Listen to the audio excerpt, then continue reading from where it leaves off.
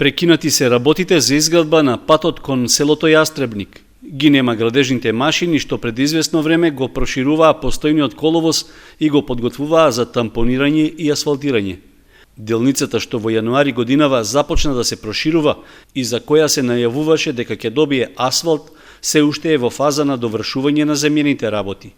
На одделни места обилните врнежи од дожд однеле и дел од насипот, поради што ќе биде потребна дополнителна интервенција.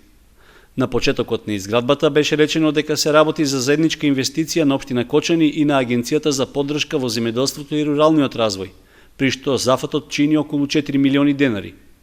Градоначалникот Димитровски тогаш рече дека во зависност од временските услови добил уверување од изведувачите на работата оти делницата долга околу 700 и широка 4,5 метри ќе се асфалтира во рок од 2 месеци. Изведувачите, фирмите Стојменов и фирмата Пелагонија, успешно си ја вршат својата работа и спрема нивните кажувања тие сето тоа ќе го завршат во рокот кој што е предвиден, односно крајот на месец април оваа година. Очекуваме дека квалитетот ќе биде целосно постигнат од она што е дадено во тендерската постапка и дека ќе имаме како доаѓа 1/3 од овој пат, критичниот пат кој што ќе биде завршен за населеното место Јастребник.